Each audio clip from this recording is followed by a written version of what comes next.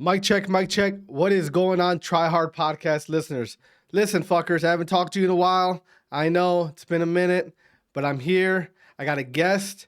And we're gonna cut the bullshit. All right. The majority of you guys that are gonna listen to this episode are probably wondering what happened with AGN Oklahoma, the land event, the biggest land as far as prize pool wise for a local was supposed to happen this weekend, and it's not happening.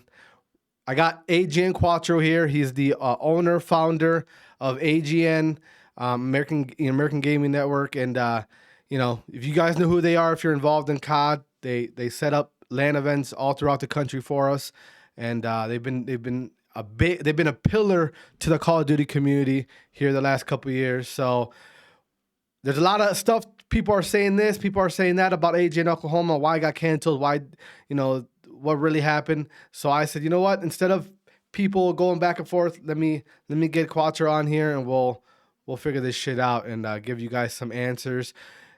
And be mindful, this is a bigger deal than what a lot of you guys think it is. So there's things that we can talk about and things we can't talk about, because some of us, pointed at me, might be going some legal routes. So we gotta tread lightly. All right. But anyway, like I said, guys, I want to welcome my guest today. You guys know him on Twitter, AGN Cuatro, owner, founder of AGN. What's up, bro? Welcome. How you doing, man? You know why I'm here. Yeah, exactly. And I've had you on here before, so it's not it's nothing new. Yeah. All right, I'll start it off. All right, I'm gonna set the scene for you. What I was doing on Wednesday. All right, Wednesday comes along. Okay, I have a bunch of things I got to do. I got to get shit figured out. As far as before I leave, I got a wife, kids. I got to make sure they're good before I go. And I had to get a haircut. And on top of that, my cousin, who's my barber, he also started a merch line. So I kind of collaborated with him, and he was gonna make he made us some Three Kings, merchandise for the guys that had competing for me. So I head over. He lives about an hour and 10 from my house. So I head over there. I'm like, all right, I'm gonna get a haircut. I'm gonna get the merch. Everything's it's gonna be. Mind you, I have a flight to AGN Oklahoma, the next morning at like 5 a.m. in Chicago, which is about 2 hours from where I live. So I got a lot of things I got to figure out before I even head over there right in the morning. My plan was I'm not even gonna sleep. I'm just gonna go to the airport and sleep on the flight. Well, I get to my cousin's house, right? He's cutting my hair. I haven't looked at Twitter at all throughout the day. I had to give all the guys my number because I told them, hey, I'm not gonna be on the app today. I got a lot of shit going on. And I go to for any of you guys who don't know, when you sign up to go to an AGN event, they usually do a thing where they get all the owners, people, management that are going to go to the events. They kind of put us in a group chat. That way we can kind of, communicate, and people can kind of give each other some help on certain things or whatever. And I go and click on that chat. I hadn't checked it all day.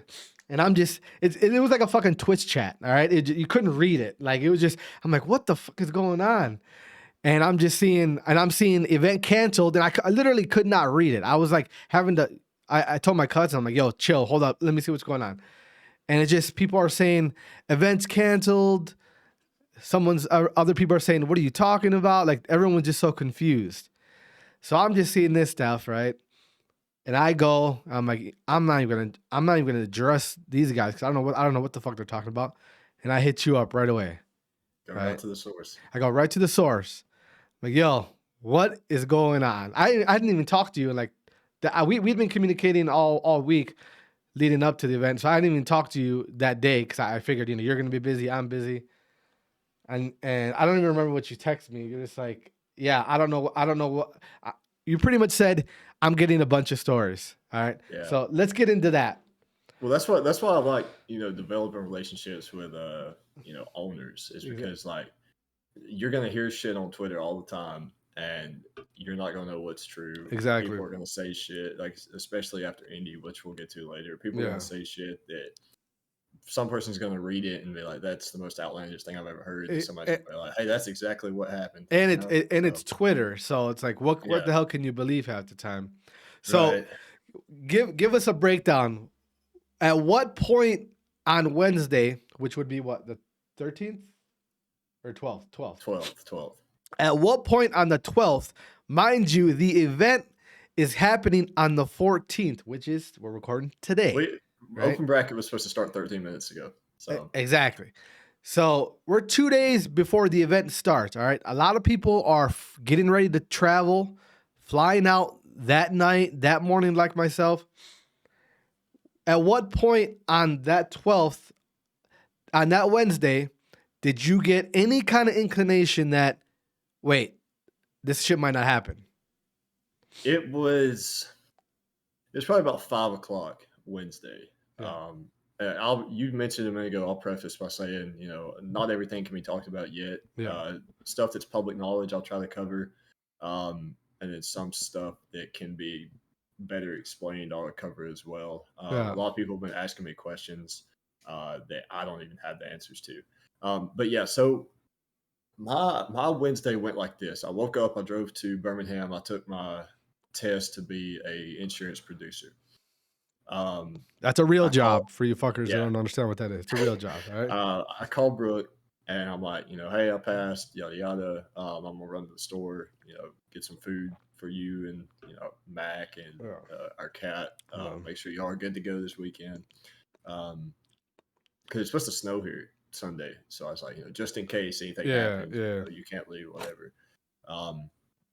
So I do that. I'm at the store, and I got a meeting in like 2 hours with Buffalo Run, Colt from Contender, the guy that runs the Contender store there, the manager. I was like, I got to meet with them in 2 hours. So, I got to kind of hurry up, get home, get some stuff ready before that meeting. So 2 o'clock rolls around. We hop in a meeting. It's me, Colt, two people from Buffalo Run. There may have been other people in the room, but they were off camera. So I didn't hear anything or talk to them. But, I'm meeting with them. They're, hey, we still good on the event? How many teams? What's the schedule looking like? How many spectators you expecting? Yada, yada. Talking about some sponsorship stuff. What time are you arriving? What time's your staff arriving? What's the plan for tomorrow? When you get here, can we meet? Yada yada. Like 2:30 yesterday, this event was good to go. 100%. There was nothing stopping it.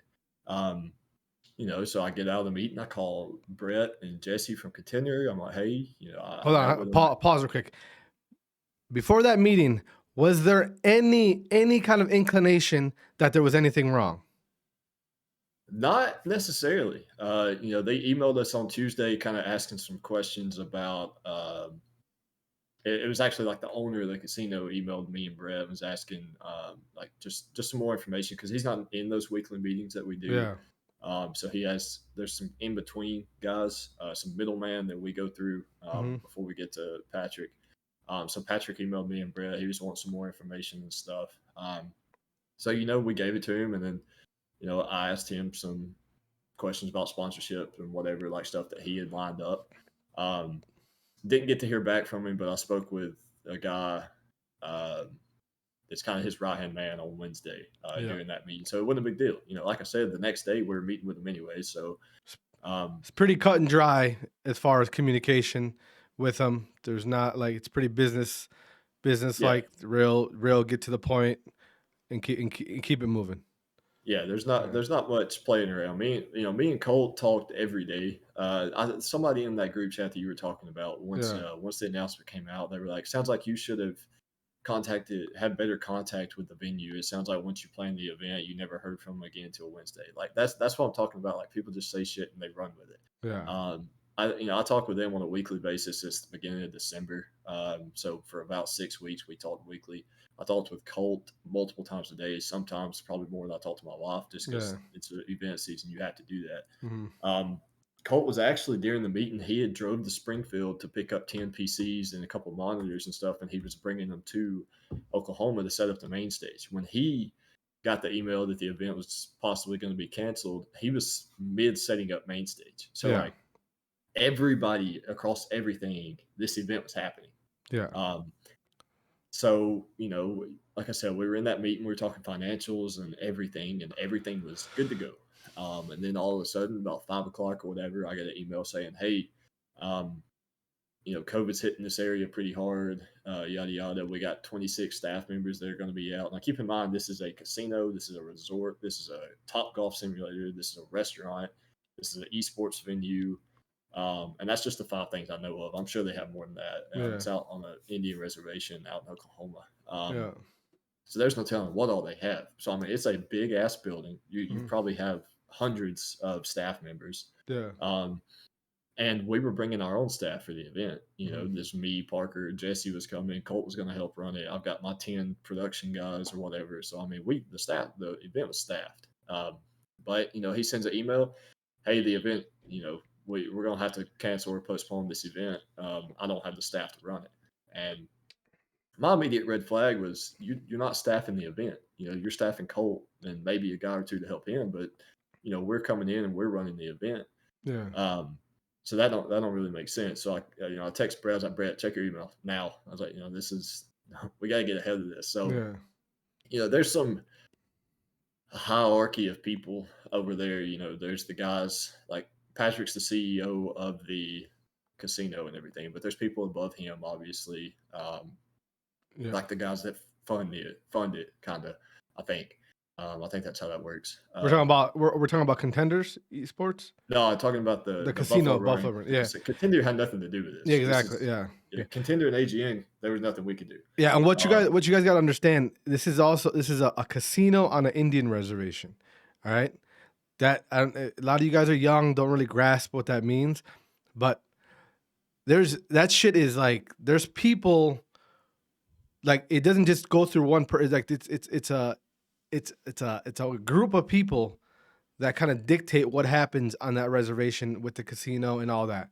So don't think that it was like just, one person that specifically said, "Hey, it's bigger than that. It's bigger than that."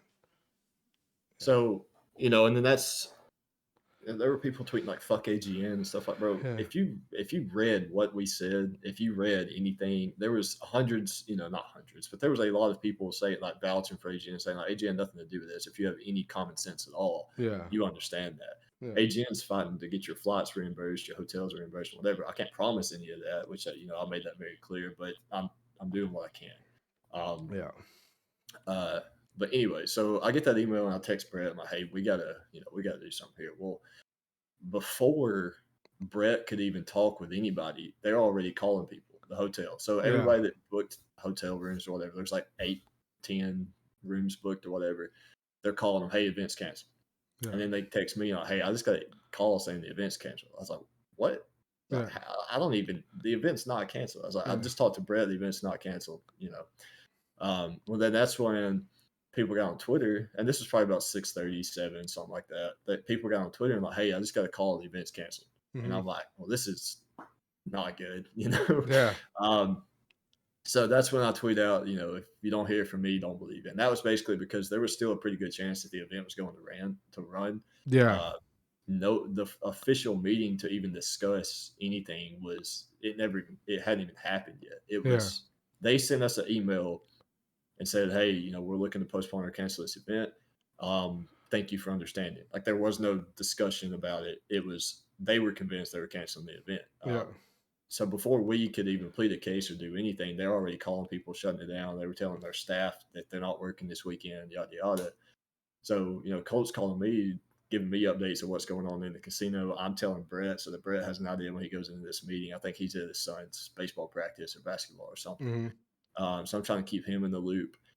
And yeah, I mean, at that point, it was like, they're saying one thing, I'm saying another. Brett has no idea. So it's like, I'm just stuck. There's nothing I can do. Yeah. Then, so yeah, overall, I mean, it was something that if you're Contender Esports, AGN, you were literally, it's pretty much being at the helm of the people who run the casino. It wasn't like you guys didn't really have a say. It was just like, "Hey, this is what's happening," and that's what it is.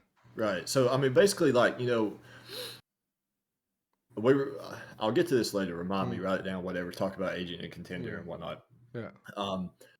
But basically, in the past, I would go and I'd have to find somebody with equipment in an area, and then I'd have to go and find a venue to put it in. So, like Chicago, for instance, we had to find people in Chicago that had enough equipment for us to run an event. Then we had to get an event to run it in. So there's AGN. There's I can't remember what their name was called. They dissolved right after that event. Which one? It was which one? the equipment guys for Okay. Chicago. We'll just the equipment guys in Chicago. There was AGN, there was the equipment guys, and then there was GameWorks, which was the venue. Yeah. So there's 3 party involves. Well, if you look at Springfield, you look at Cary, you look at Lubbock, you look at New York, there's the venue and the equipment are together. Yeah. Like our COD event in April. Yeah. The venue and the equipment are together. There's us and there's them, and that's it. So for this event, we were basically at the mercy of the venue. Yeah. So when the venue says they don't have enough staff to operate or whatever, even though they left the casino open all weekend, which doesn't make any sense to me, we have to take them for their word. Pause real quick so people understand. Contender Esports is not the venue. Yes, correct. Buffalo Run Casino.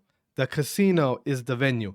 Contender Esports, they just run that gaming lounge that they have there. Yeah. All right, basically, so you guys understand it. Basically, for those of you that have been to a Contender, you know what it is. We've been hosting with them for the past 7 months or whatever. Right. Contender has a location, a venue inside the casino. Yeah. So that's kind of how that works. Like Contender was there, it was their venue, but it wasn't their true venue. Like their venue is inside another venue. Exactly. So their business is inside of another business. Right. All right. Yeah. So they're like they're a Starbucks that's inside of a mall. Yes. Understand exactly. that? Or Starbucks inside a Target. Like a Target closed, exactly. Starbucks can't be open. Yeah, so exactly. That's, like I said, that's what they said. They said that they didn't have enough staff to stay open because of COVID. But you can go to the casino right now and play.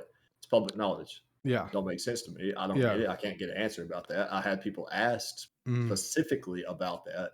They can't get an answer. Exactly. And for you guys to know, this is why some things we can't talk about, because the fact that the casino is open right now, and I didn't even know until yesterday. Yesterday I was literally laying on my couch, and because the Airbnb I had booked, praise God that the people who were booking it were awesome family, and they're just like, hey, don't worry about it, we'll get you figured out.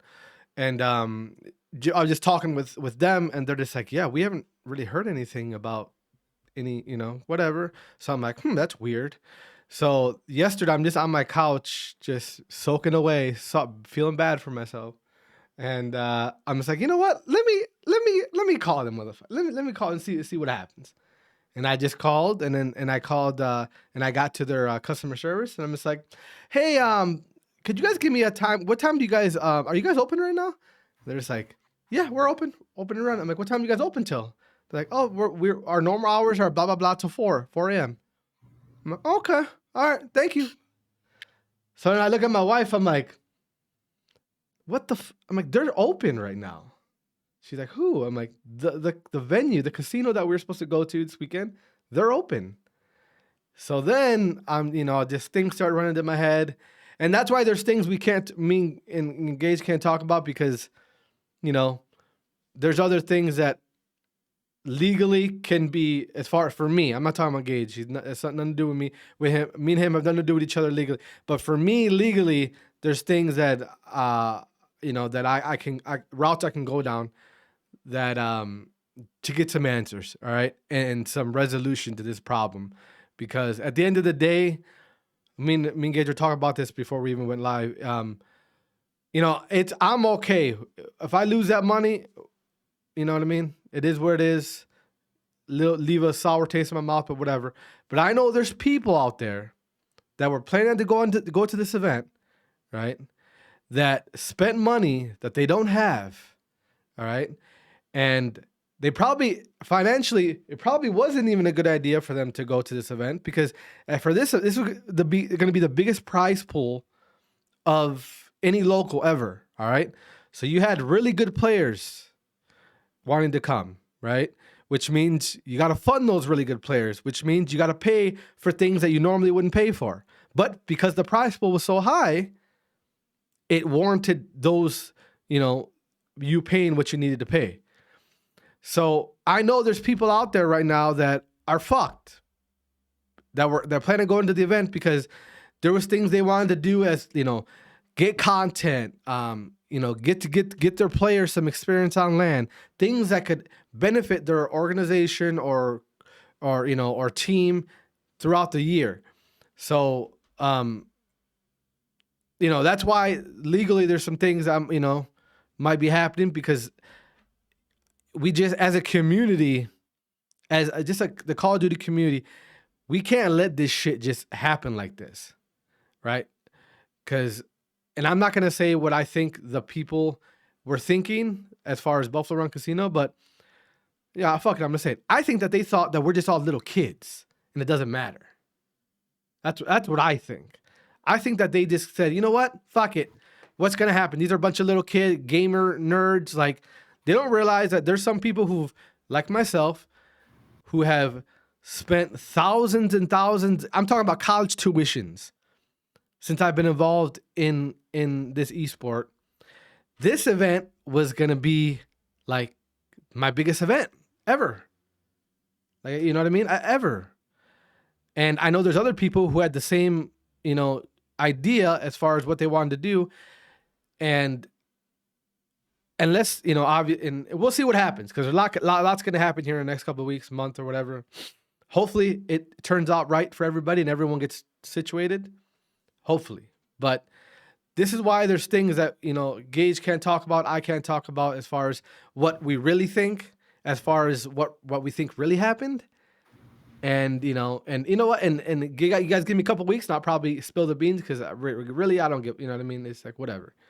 But, yeah, so as far as like, you guys now heard from Gage as far as, the different levels of, AGN, Contender Esports, and Buffalo Run. All right. This was nothing to do with Contenders. This had nothing to do with AGN. They were damn near like us. Just like, what's going on? What are you talking about? They're literally at the helm of the casino.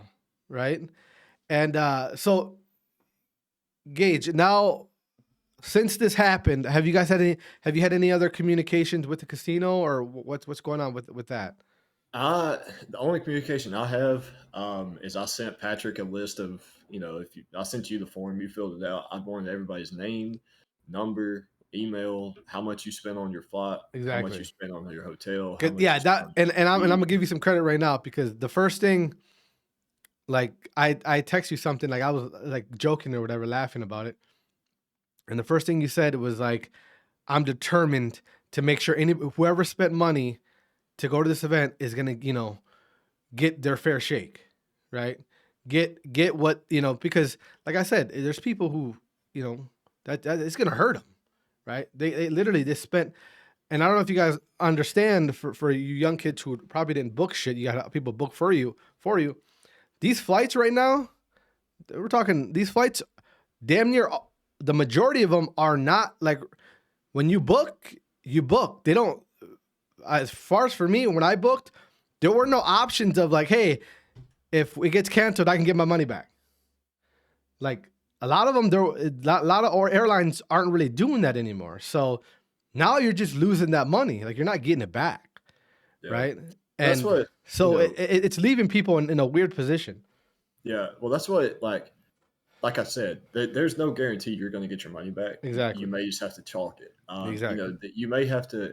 I thought about this a second ago when you were talking. It's kind of like gambling. If you have the money and you can afford to do it, do it. If you're spending, your entire bank account to come out to this event, and then it gets canceled and you can't get that money back, then you probably shouldn't be coming in the first place. That's why AGN is built around going around the country. Like, Exactly. yes, this one had the largest prize pool. I told the CEO that. I was like, look, if you want people to come to your center in the middle of nowhere in Oklahoma, the money has to be there. Yeah. I was like, you're in a casino, you're going to make the money back. And half the people, I'd say 80% of the teams attending, including myself, was going to spend at least $100 in the casino. Oh And I my was probably God. going to Yeah. lose every dime. Oh, exactly. But that's, that's part of it. And that's Yeah. like I said, it's just like gambling. If you can't Yeah. afford to spend the money, you probably shouldn't be coming in the first place.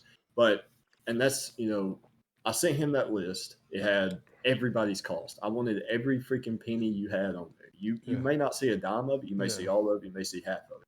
But at the end of the day, I wanted him to know how much money he scumbagged people out of. Yeah. That's what happened. I don't care, who you are. If you're going to scumbag people in esports, then there's no place for you in this community. Period. Exactly. Yeah. Like there's too many scammers and cheaters and people that take advantage of people already.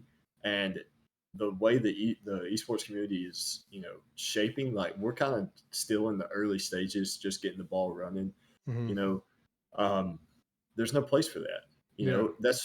They wanted to postpone to the fall and double the prize pool and go 50K. Like, no, it's not going to happen because I'm not going to give you the opportunity to pull this shit again. It's ridiculous. Yeah. Like, and I may never get the chance to speak with him or tell him that or whatever, but it's not happening. Like, if you're going to scumbag people once for a $2,000 prize that only had 8 teams come in, COVID's bad, you can't staff, respectable. Yeah.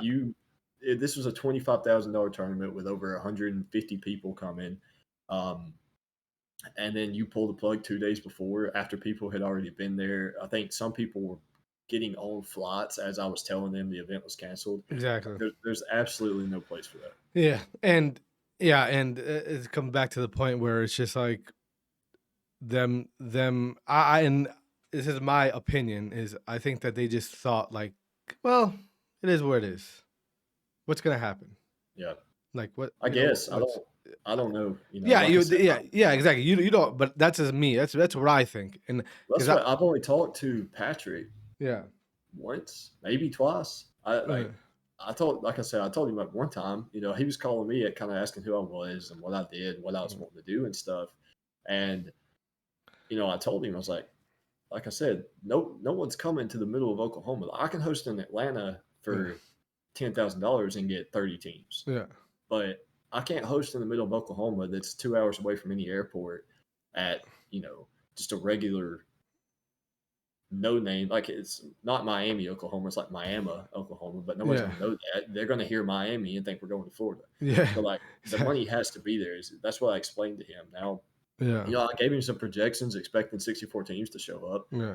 I don't think anyone expected Call of Duty to be in the state it is in the middle of January. The worst. Yeah, exactly. And that's why this event was going to be like, all right, we'll get the hype back up, and that's one thing about the community is even though we get shit games every year, there's people involved in the community, that do content, people like you who give us things to, even though we're playing a shitty game, you can still be excited about the esport, right? And this was good, in my opinion. Fuck those cups.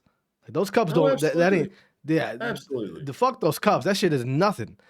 Especially with Lane's coming back. Exactly. This was gonna be like the start of, because I know for a fact once we got all those teams in that area, all the players, is gonna bring that feeling of, all right, this is what our esport is. This is what it's supposed to be about. And that's why I think everyone was so, like, I haven't been this excited for an event in a long time. You know what I mean? Like, and this was gonna be probably the most competitive one. Usually when I go to fucking events, I'm like just chilling because we're gonna win this shit for easy. Until Sunday. Yeah, exactly. This one I was like, I'm excited, but I know I'm gonna be nervous the entire time because there's some really good teams going, new orgs. It's gonna be a nice little breath of fresh air that the community needed. So for this to happen like this, I woke up that next morning. I'm like, was that a dream last night? What the fuck just happened? Yeah, I mean, I never even got to share the bracket or the schedule, but like you said, it was stacked. I mean, it was. I didn't even get to announce my team. Right. What the yeah. fuck? I mean, basically, the teams that had a real shot at winning the event, and I say that not with respect. Exactly. Not to discredit teams, but there's teams showing up that, like, our pit, my guy Paradox, like, Yeah. you ain't touched the sticks in a while. You were not winning this event. He Yeah. could have made a run, but Yeah. you weren't winning this event. You know what I Yeah. mean? He was Yeah. coming. He was playing with some of his coworkers or his buddies, whatever. Yeah. Yeah. He was playing for a good time. He wasn't winning the event. Yeah. So all the teams that you could consider eligible or with a chance to win, they were going to have to beat a team that they could probably play in grand finals Yeah. in round 3 for top 8. Exactly. It's gonna be a gauntlet. It's gonna be a gauntlet. It was the most competitive Oh, for sure. rosters that we've ever had Yeah. since Indy, which oddly enough, same thing happened, whatever. So I guess whenever I get too much talent coming, people, Yeah. Well, and we're gonna talk about that a little bit because now we can kind of get into that. That's been a, but yeah. So a quick recap on Oklahoma for you guys, like the things you're seeing on Twitter and the bullshit, and at the end of the day, nobody that works for AGN, nobody that works for Contender Esports had any say on this event being canceled. As they fought, all right? They were desperately trying to wanting this to happen. Because just like you guys who spent the money, they also have a lot tied in to this event happening. All right. And it's an unfortunate event. All right. And I should be in Oklahoma right now shooting the shit with my players. Me and Gage were supposed to have drinks on Thursday night. Like I was supposed to see people I haven't seen in a while. Right. And this was the first event that I was actually going to have time to exactly. sit down. Yeah, exactly. Enjoy my time with people. This was supposed to be a good event for everybody, not just the people competing and possibly winning the money, for everybody involved. So you guys need to understand there's really, as far as the people you guys have physically know in the community, like AGN and Contender Esports, those people aren't to blame. All right. They're not. They have not. If they would have had the option, we're at the event right now. Yeah, right? Really the thing to know is this: there was no conversation of, "Hey, can we look at canceling this event? We're struggling with COVID. Yeah, we're short staffed. Whatever. What are our options?" It was, "Hey, event's canceled. We had to fight for it. We had to do what we could do to try to keep it alive." Exactly. Realistically, I mean, like I said, there was no like, all right, well, if you're short staffed, I can bring in more staff. My staff can do this. You need somebody to run the bar, I'll stick somebody back there. I'll go run the bar. I'll have Saul run the floor. Yeah. So there AGN Contender, there was no, hey, like we can't do that. We can do this instead. There was no negotiation at all. There was no, hey, let's figure a different way to do it. It was, all right, it's over. We're not doing it. That's it. Because like I said, I had a meeting with him at 2:00. At 2:30, everything's good to go. Hey, I'm getting there at 11 in Springfield. I drive. I'll be there at 1:00. When I get there, let's eat lunch. Let's have a meeting. Let's make sure we're good to go. I'll finally get to meet with your staff. Tell you what I need from them. This is like IT, security, admins, whatever. I was like, I can finally meet with all of you. Shake a few hands, whatever. Yeah. We'll sit down for lunch. We'll make sure the event's good to go. 2 hours later, gone. Like I'm sitting. I don't even know what I was doing. You can't make it up. That's what it is. You just cannot. You cannot. I'm like, chilling in the living room or something, and I get that email, and I was like, "Fuck!" So I ran to my office, read the full email, text Brett, "Hey, we got to do something." And then like, my mind was going like 1,000 different places, literally. Like later that night, about the time the hotel started calling people, so probably like 6:00, 6:30. I'm sitting there. I was in the kitchen. Me and Brooke were cooking, and I had like just like some $1 potatoes. You boil some water, put the potatoes in there, stir it up. That's all I had to do. Okay. Those are the best potatoes, by the way. My wife likes to. I grew up poor, right? And she likes to give me her little. That's not real potatoes. Fuck that. That's real potatoes. All right. Yes, bro. That's what me and Brooke eat cheap just because Like, we like the stuff that's cheap, you know what I mean? Yeah. But yeah, so easy as shit potatoes to cook. I'm sitting there and like I get some message and I'm reading it and I'm like, it's like you said, that Twitter group chat was just a Twitch chat, bro. It's just going. And I'm sitting here Yeah. reading it, trying to respond, and Brooke Yeah. says something, and I was like, how do you cook these potatoes again? Yeah. Like, I was out, bro. I was so Yeah. gone. Parker was calling me. I talked to you at one point. It was nothing compared to Indy, thank God, but it was still a mess. And Bro, I'm then telling you, I was getting my haircut. I'm like, and I'm like, my barber. I'm like, get the fuck off me. What's going on? Hold on a minute. Like, and he's like, what's wrong? I'm like, just stop. Let me figure this shit out. I may not need a haircut. Yeah. So, exactly. Everybody, including you, including Contender, just completely caught by surprise. Like, what the fuck? What just happened? It was like a train that you didn't see until it was already too late. Literally, exactly what Literally, happened. Like, I'm literally, like there's chilling, you could do and it's nothing like, about it. yeah, it was bad, bro. I mean, and that's what sucks is there was literally nothing I could do about it. Yeah, You know, yeah, and that's and let's piggyback over to actually before we do that, let's talk about before we get into in Indianapolis. You just partnered up with Contender Esports, right? yeah. So AGN Contender is going to be, it's a joint partnership now. AGN will be under Contender, strictly because when you look at it, I tried to preach this to Eplex. They have a center open in Pearl, Mississippi, which is right outside of Jackson, Okay. and then in Birmingham, Alabama, which is where we were going to host the what was it, a 15K back in fall of 2020 after Indy. It was like a Black Ops 4 and a Modern Warfare event, kind of like Champs or whatever. I was going to do too. I mean, it's like 18,000 square foot venue. Like the place is absolutely massive. Yeah. It would have been a really good venue. Well, I met with them originally back in fall of 2019. I was kind of, they were just getting started. I love the owners, really nice guys. Chris Donaldson, Michael Strawbridge. Like, I love the owners, Yeah.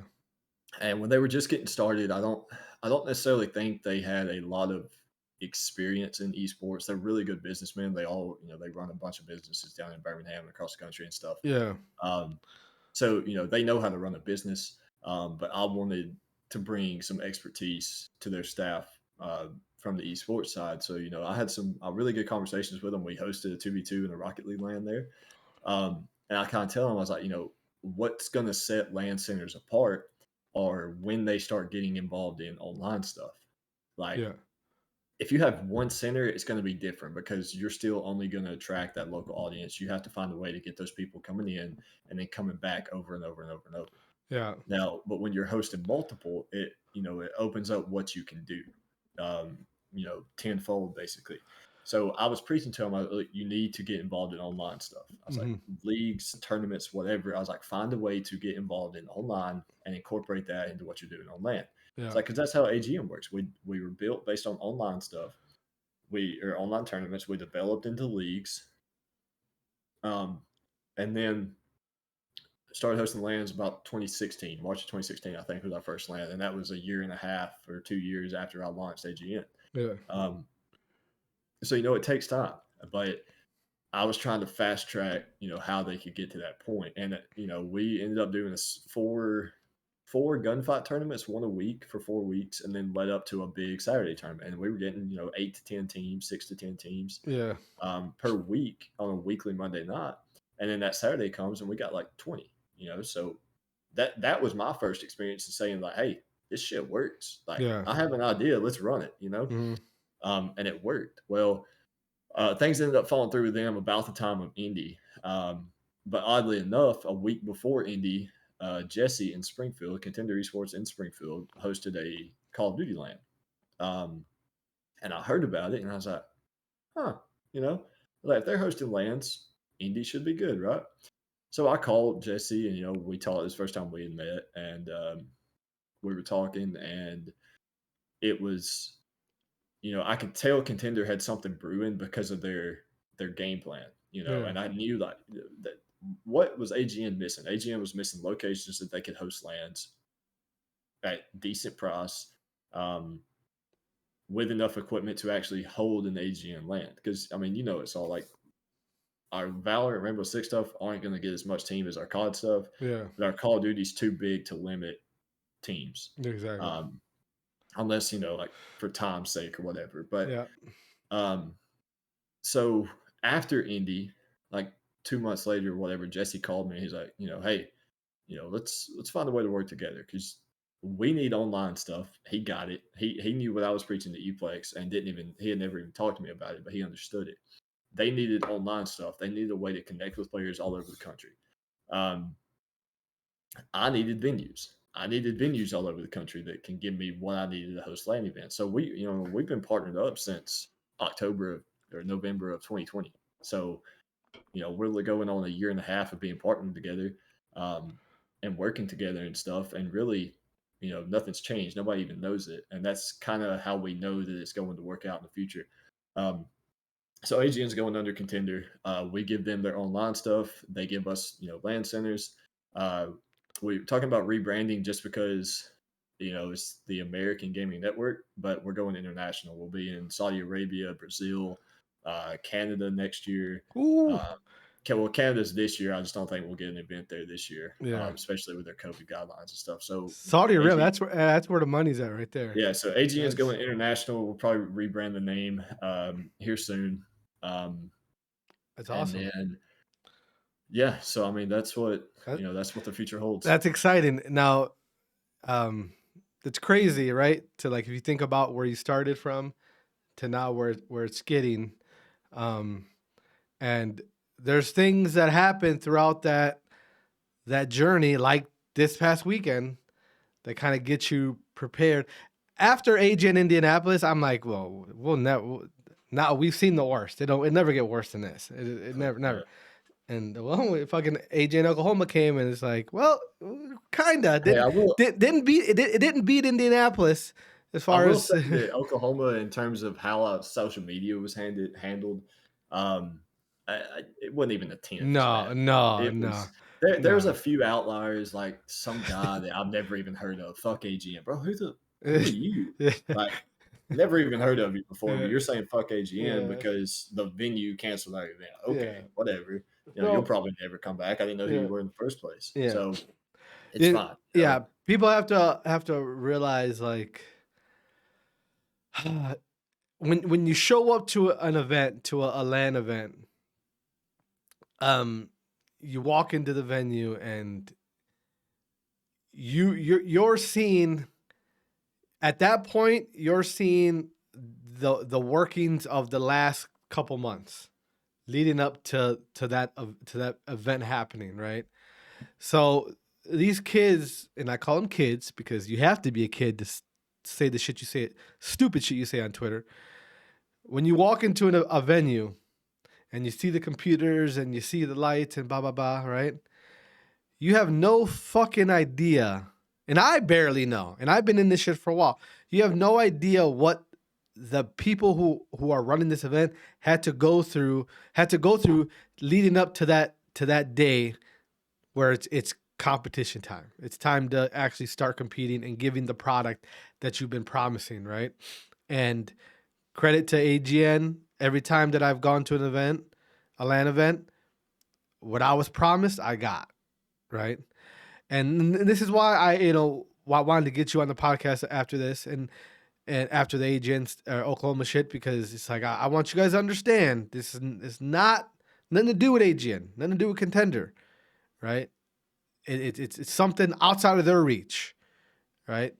And I gained a whole new respect for AGN, like especially during the Indianapolis event that we're gonna talk about right now. We've that's been like the silent thing, like everyone who was not involved, but everyone that was a part of that. All right, a part of that, and that whether you like it or not, that was history. Whether you like it or not, that was a historic moment in Call of Duty esports. Period. Not just the local scene. Oddly Period. enough, when Period. when I think it was Thursday night, because shit hit the fan Thursday night, and I get involved with Activision Friday morning, Friday at lunch. Yeah. I texted the staff. We're talking about Indianapolis right now. Yeah, I texted staff. I was like, "Y'all ready to go viral?" I was like, I was like, something's about to go down. I was like, we're either about to be the first land since COVID, Yeah. we're going to go viral for that, Yeah. or we're going to go viral in a negative way. And I'll be damn, that's what happened. But now, before we get into that real quick, Yeah. like you said, every time you come to an AGN event, you get what you're promised. And that's my goal is, I can host lands every month. I can Yeah. host lands wherever now, thankfully. But it was getting AGN was expanding. We were getting into Rainbow Six and Valorant and Rocket League and Halo now, and Yeah. we tried Gears of Wars. We're CS:GO. AGN is expanding, Yeah. fast, and the one thing we were missing was resources. So how do I take care of those resources? I give me centers that I don't have to worry about. That automatically cuts out a third of what the land is. Yeah. So now it's hey, I call the owner, like Chris Barnes up in Charleston. We're going there at the end of March. That'll be announced next week for a Halo. So I call him. I was like, hey, how about these dates? How about we do this? He's like, he's either giving me a thumbs up, thumbs down. We're good to go. April and Destin, they've been wanting an AGN land for months, but like I told you earlier, I couldn't get them one because I didn't have the CDL schedule, so I Yeah. didn't know when to plan. So we picked a date in April. Hopefully, we're good with it. I don't see anything being a contradiction. There may No. be a And that event, that's just a nice area in general.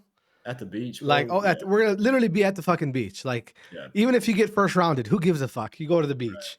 You know what I mean? Like, that shit's gonna be Exactly. that's gonna be crazy.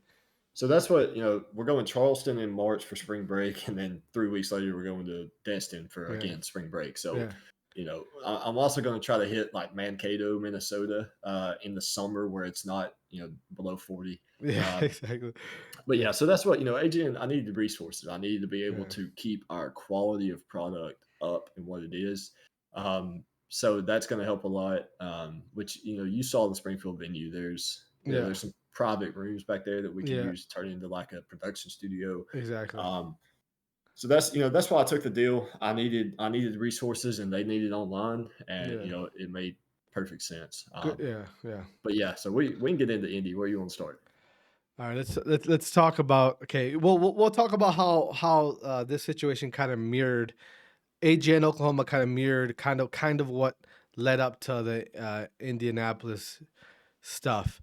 Again, the same thing that I find similar is the shit happened literally a day before the event was gonna kick off. Like, damn near similar situation as far as all of a sudden shit starts going to shit. The difference, though, between AGN Oklahoma and Indianapolis was the Indianapolis shit was strictly a social media bullshit. All right, it was strictly social media bullshit. AGN and the venue, I don't remember the venue. I don't know if I even want to bring them up because I don't, you know what I mean? I don't, maybe they want to be completely just. I don't even think they're running anymore. Oh, okay, honestly. well, there you go. Well, I don't even remember the name. They might be. I mean, they're good guys. Riley, oh, they were they were awesome people. It was like the dad and a son, right? Yeah, they're awesome people. I liked them. They were very, very respectful and tried to accommodate us as much as possible. But that whole situation was like, event was in AGN Indianapolis was good to go, right? There was no uproar. There was no. To be honest with you, like, and no disrespect to AGN, people didn't really give a fuck at that time. The teams that were going. There was no. I had no inclination that there was a problem or it was whatever. Bags were packed. Everything was good, right? And all of a sudden, I remember I was getting to the airport. Yeah, I was getting to the airport to fly out. And then I started seeing some shit on Twitter. I remember, if I remember the kid who even started it. I remember because I went back and forth with him for a while, even after, like, months after. I don't know what it was. It was like a random tweet. And then it was like a fucking wildfire. Bro, and that's why it just caught fire. With that event, I think if that social media uproar on Thursday never happens, nothing happens. Nothing happens. And it wasn't like I understand COVID was completely different then than it is now. Yeah. You know, we just canceled an event due to COVID, or the casino just canceled an event due to COVID. Yeah, allegedly. Yeah. That was, you know, we're 3 months into the pandemic, Yeah. and really, truly 3 months into the pandemic. Everything shut down about March. The event was late July. So, you know, when I announced that event in April, if you, I promise you, Saul, if you talk shit Yeah. about AGN or that event from the day it was announced until now, I know who you are. I Yeah. either have the tweet saved, or if you're a coward and deleted your tweet, Yeah. I still know who you are, and you know who Yeah. I'm talking to. Yeah. Yeah. But yeah, so that Thursday night, Brooke got home from school. I think she may have been coaching football at that point, cheer coaching.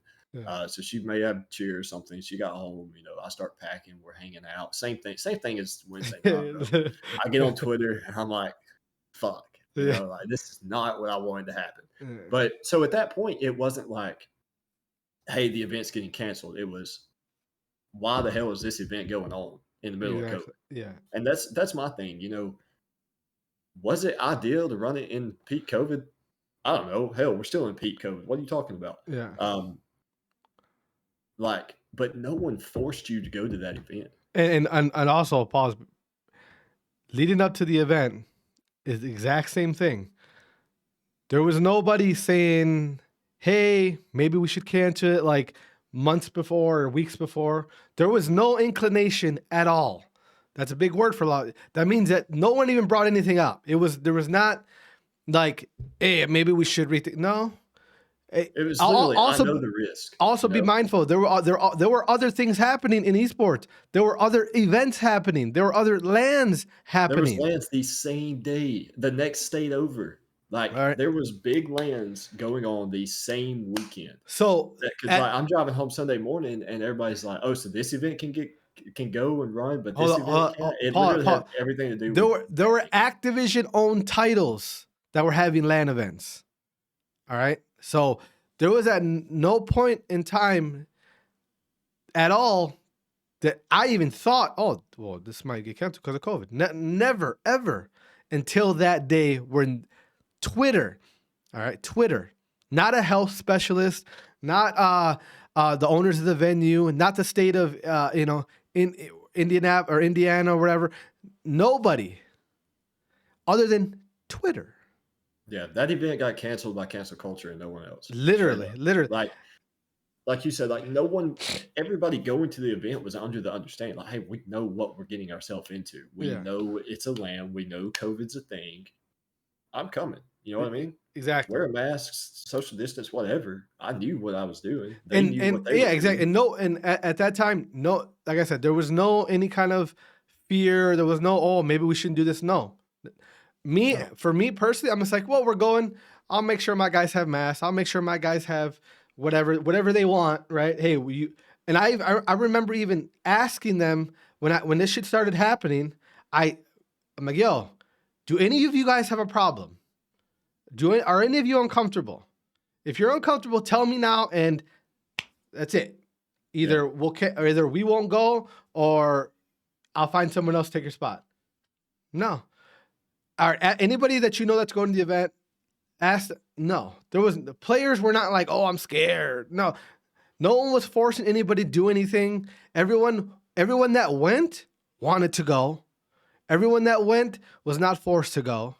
Everyone that participated in actually heading out there, right, wanted to be there. Okay.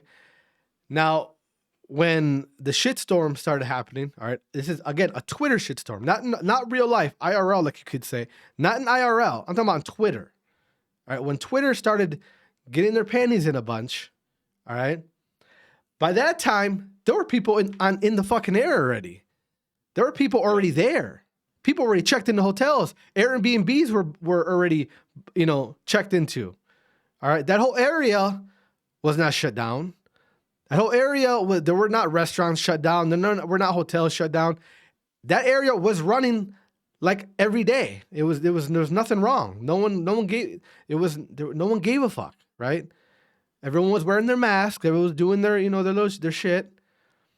all of a sudden Me and Twitter Brooke went to a bar Saturday night. exactly, Like yeah, a restaurant bar, but yeah. And then the Twitter storm happened. Now, when the Twitter storm happened, like I said, it was like a wildfire. It was like a snowball. Like every hour it just kept on getting bigger and bigger.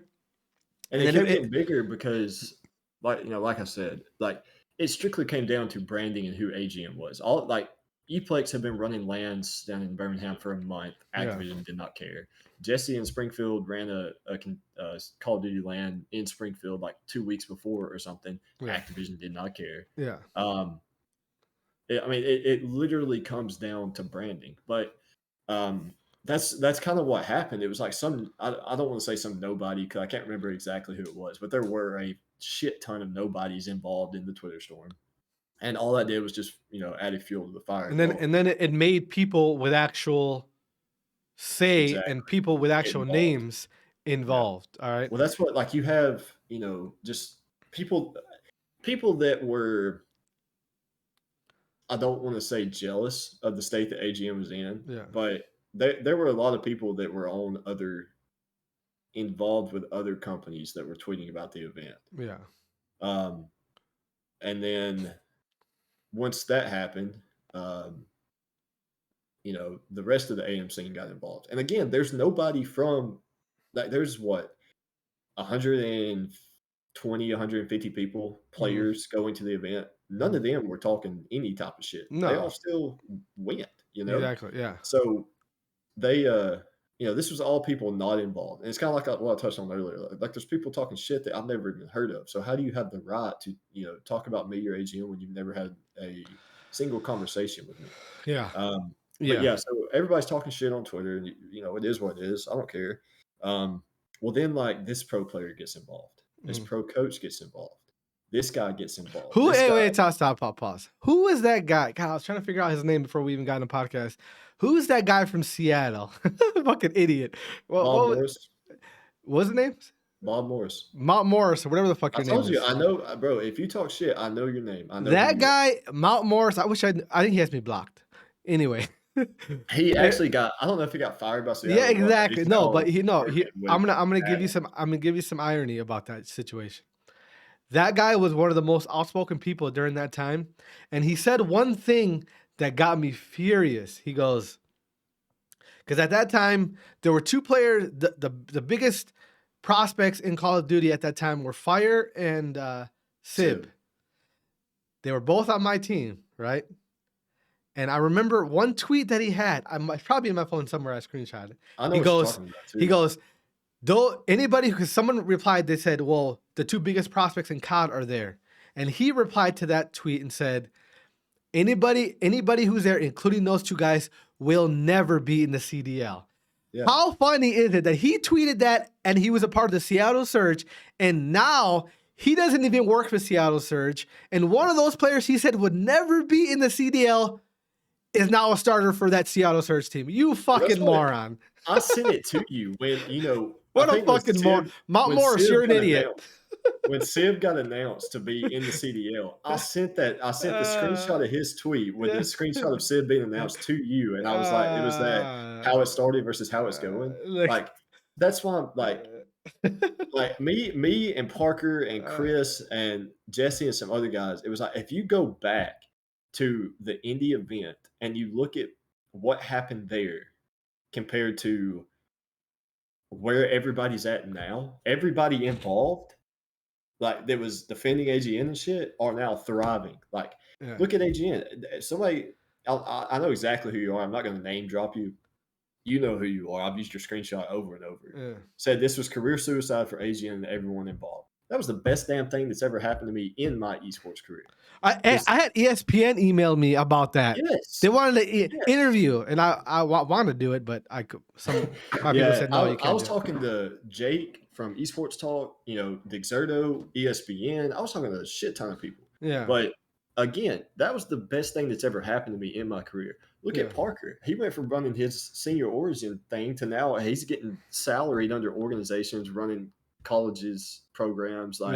Chris goes from running his organization and now be a manager at the Contender Esports store in Hudson Valley.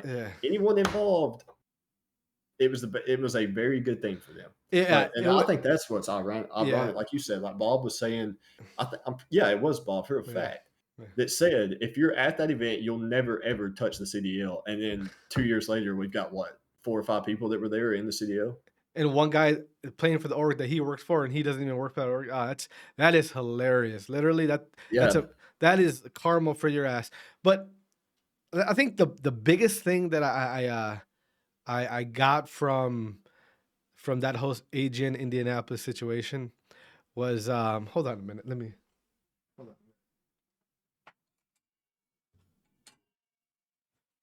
From this event right here, this guy right here, you can't see it on the screen right now, Quattro, but from this event right here, you'll see it on the I'll watch stream. it. Yeah. From that event that we won, right? I really got to see how ugly some of you motherfuckers are. All right. And not physically, because you're all beautiful, I guess. But I'm talking about your personalities, how you go about interacting with people when they don't agree with what you think is right or your opinion.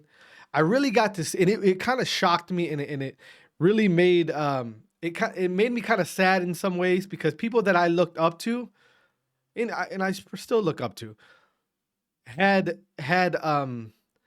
it was such a like volatile, like you're finished type of attitude. Like, why? Oh yeah. At what why do you think that's okay to tell somebody that they're finished? Like, or that they'll never ever do anything in Call of Duty esports because of this. Like, it really, and at that time, and even to today, COVID, I think it did a lot to people's health, but it also did a lot to people's fucking heads, man. It really got people to show their true character, and that what they really think about other people when they don't do what they want them to do, or they don't agree with their opinion. Or we'll talk about fucking probably the biggest name that got on our asses was Adam P, right? Mr. Adam P. Shout out to you. You probably won't see this because you have me blocked as well. Yeah, and then he deleted his tweets. And you have me blocked because I got your ass, because you're talking to a grown man who has a lawyer, and the shit you were saying, you cannot say. That's why you deleted the shit. Yeah. All right. Again, another case of grown men thinking that they can talk to younger people any way they want, and thinking that, oh, no one has, they don't know, what are they gonna do? Well, you said some shit on Twitter that I had the screenshots of. All right. And yeah, we're not gonna get into that, but you blocked me and unblocked me. All right. Anyway, so someone like that, right, who's arguably one of the godfathers of Call of Duty, to have an opinion is one thing, but to be so mad at somebody because they're not doing what you think is the right thing, or what you think is the morally correct thing to do, what you think, not what and we all have our own morals, we all have our own opinions, right? At that point in time, anybody who didn't want to go was being told, don't go. Literally. Don't go. Yeah. Nothing's gonna happen. If you don't go, you don't have to go. Anybody who went to that event wanted to go. All right, I'm pretty sure there were like a couple teams that didn't go. They didn't go, and they said, hey, yeah, we don't. And I gave them refunds before. Exactly. You said, hey, I'm not going. No, I remember that. Yeah, and they didn't go. I didn't think anything less of them. Like, oh, okay, you're whatever. You have your own thoughts on it, and you don't feel comfortable. Cool, you don't gotta go. And the people that went wanted to be there, right? The people that went and wanted to compete were all there, all right. And the venue, you guys, like everyone that was, that were, in communications with each other, we're all under the same impression. Like, hey, if you're here because you want to be here.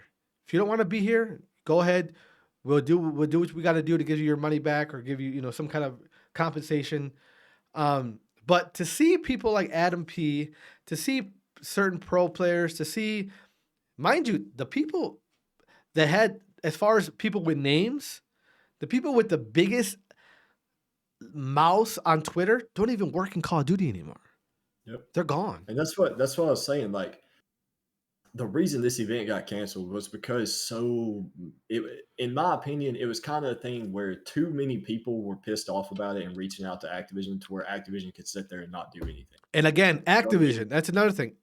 Activision gave zero fucks until Twitter came a knocking. Yeah, I got Allie DM'd me on Twitter and was like, "Hey, you need to check your email." And this was 4:00 in the morning. So 4:00 in the morning, the day the event's supposed to run. Yeah. Jack Failing, that's her Twitter. I think her name's actually Allie. She's really nice. She's really sweet. You know, everybody I talked to from Activision was, I don't even know half the people if they're even still working there. I think Allie is. The one guy I talked to, I know he's not working there for sure, but you know, they were very cool. They were very understanding. They worked with me. They they understood my point of view on everything.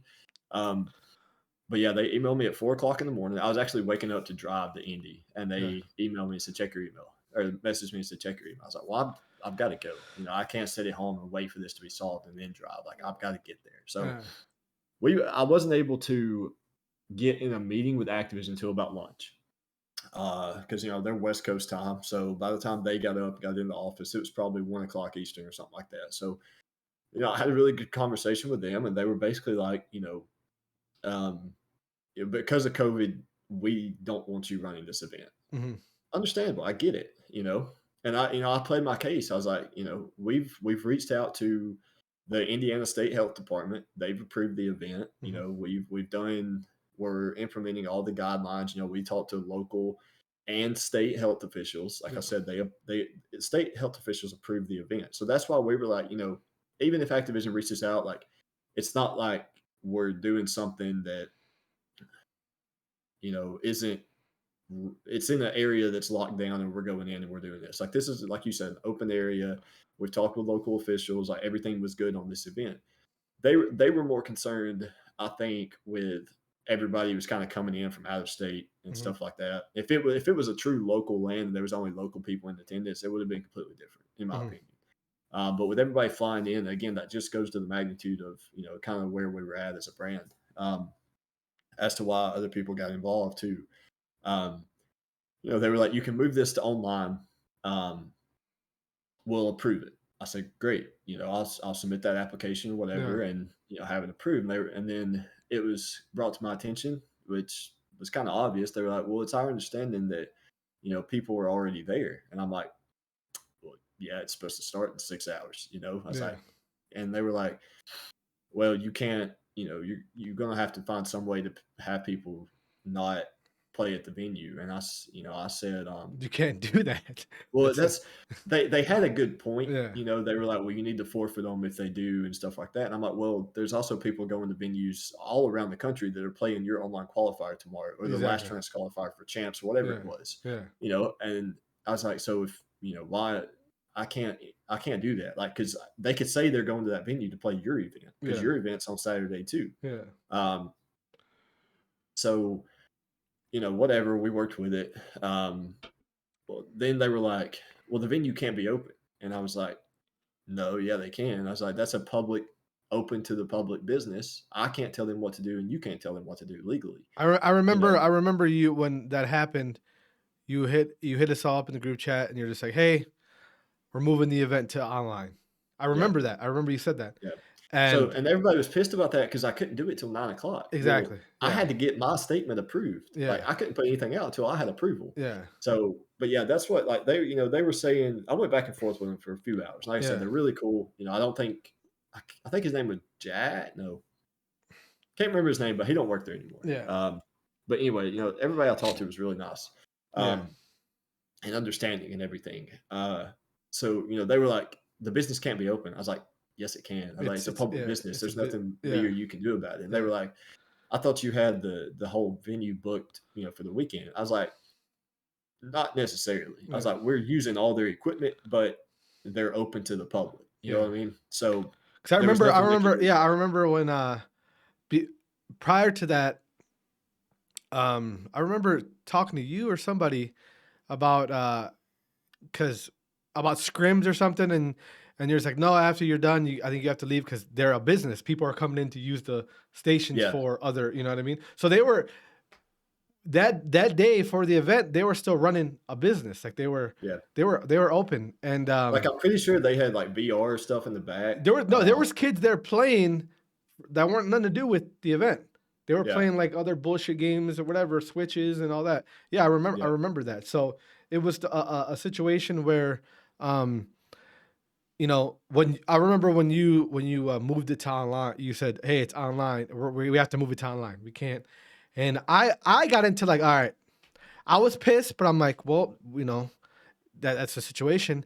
And right away, I started thinking, I'm like, all right, okay, what am I gonna do? I'm like, do I gotta go buy some PS4s or whatever, or you know what I mean? Or like that's literally what I thought. I'm like, and then I got into like I thought in my head, I'm like, well, can we just still go there and play? Because I wasn't even at the venue yet. I wasn't even there. I'm like, well, shit, can we still go play at the venue? And like, you know, and I had no idea there was people there. I call the venue, and I could just hear madness in the background, right? I'm like, are you guys open? And obviously they were open because I could hear fucking people in the background. Right. He's like, yeah, we're still open. I'm like, all right, fuck it. I'm like, hey guys, we'll just go play the tournament there because I had Sib and Fire who were gonna play in the cup there. Right. Yeah. Yep. So I'm like, hey, we're here for the next couple of days. I guess we'll play this AGN event online, and we'll just go to the venue and I'll pay for whatever you got to pay for to play. I get there and everyone else has the same idea. Yeah, well, that's what I mean. There was some people that there was a B&B that had 50-something people in it Friday night. Stop. And I'll admit this right now because what are you gonna do to me? When I came up with that idea, I said, you know what? I'm sure that because there was a couple other teams that were trying to figure out where to play at and this and that. I'm like, and I did a video, and I'm sure someone has it. That's okay, share it. I don't care. I did a video and I said, hey, fuckers, you can still go to the venue and you just gotta pay for time. You can still go to the venue and play the online tournament from their venue. So there were people who saw my video and DM me and I said, hey, I'm going. So if you guys want to go, just go. And when I got there, there were, other people there, other teams there. And we're just like, all right, well, we're gonna, and also another misconception. People said they didn't even have temperature checks and this and that. Before, and you can contest this, before the event got moved to online, that was the plan, was it not? Yeah, I had bought, a little thermometer gun and shit, whatever. Anything that we needed to kind of document who was. Yeah. If you were showing signs, I was not going to let you in. I remember you telling us in the group chat. Yeah. Well, make sure your guys are healthy because if they get there and I remember you said, I don't care who it is, if there any kind of signs, sneezing, coughing, whatever, fever, they can't play. Yeah. So that's what it was. Yeah. Everybody on Twitter was saying like there was no precautions, whatever. There was no social distancing. There was no temperature checks. There was no nothing. I was like, it's not my event. Exactly. My event's online. That's what you will have to take that up with the venue who is open. And exactly. That's what I was trying to get into people's fucking hard ass heads. It's like, listen, once AGN moved the event to online, that's it. They got no say on what happens when you walk into that door. They're no longer gonna be calling any kind of shots in the venue. All right. So when I got there, but I had seen you guys had a table, that was ready to do all that stuff. Yeah. And when you guys moved it online, the owners must have just moved the table to the side because you got to be mindful, you guys. This was a business. They see all these people. They're like, oh shit, this is money. Yeah, and that's what they may have charged you for the time. They may not have. They may have said, hey, we're going to make enough off concessions and stuff. I paid some. I gave them a lot of money concessions. I paid something. For my guys to play because at the end of the day, like one, we were there to play I wanted to win the tournament, but two, you know, a part of getting Fire and Sip to even go there was I told them, yeah, we're gonna have a spot for you to play in your cups, right? Yeah. And everyone's so fucking obsessed with And cups. I Yeah. think the original schedule had it to where, like those guys were going to get to play the cup, and like Yash and I can't remember who all was there, but there was only like 8 people that really. I think it was the challengers. Um, It was a qualifier. challengers, It was a qualifier. yeah, It was a qualify qualifier. for champs or Yeah. whatever. Yeah. So there was only like a few people needed to play it, so we could still run the event, Yeah. as is now. Yeah. But I mean, we couldn't announce it till 9 o'clock, and then all that shit hit the fan. I ran the event from my hotel room and then from my phone. Yeah. I mean, I was at the restaurant with Brooke eating, running, an online tournament, and it really was just a disaster because there was no line of communication set up to run that event through Twitter or Discord or whatever. Uh, And then I was forced to do it online, and I didn't have time to set up, communication properly. It was like, hey, use this channel. Here's my Twitter. Well, when people have to contact me about their tournament, my Twitter, I can't even read it. I'm getting so many DMs and tweets and shit. I couldn't even keep up. So like trying to get in touch with me about the event was almost impossible. All right, let's talk about one more thing about that. Probably the funniest thing that happened their entire thing was the sign, the no land Oh connection yeah, sign. yeah, that was great. From my understanding, this is how that would happen. All right. Again, so I was there in real time when this was happening. Right. There were teams there that were going to play the online tournament at the venue. All right. There were a couple teams who were about to play each other and then realized because some of the teams that were gonna originally come to the land, when they got to move online, they just said, fuck it, we're not playing, whatever, right? Well, then I don't know what teams it was. There was 2 teams that were about to play each other, and they were there, right? And it was like a joke. Someone was saying, "Well, we're not supposed to play on land."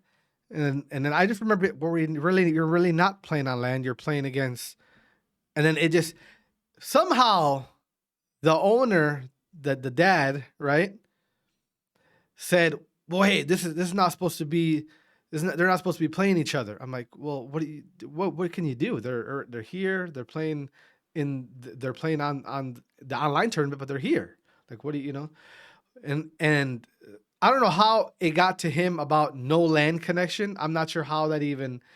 I think there was a tweet. Somebody was like, just played our first game on land, and then other people were saying like, I thought it was online. There you go. And Yeah. they made it like because everybody like Riley and Kenny and them were on Twitter, so they they saw stuff like. And this was before everything exploded. Yeah. Because it didn't explode until I'm pretty sure one of those teams took a video of them winning and put it on Twitter, and that's what everybody saw. And that's when everybody got pissed and was like, "Oh, I thought this was moved to online, but it's a secret land. They're still there." And then that's when everybody got involved and were like, "Oh, you guys are fucking finished because you guys are trying to be sneaky." And that's when everybody was like, "There's no social distancing, and people aren't wearing masks." And that's where, like you said, after I moved it to online, there was nothing I could do about it. Now, and here's another thing we've never talked about.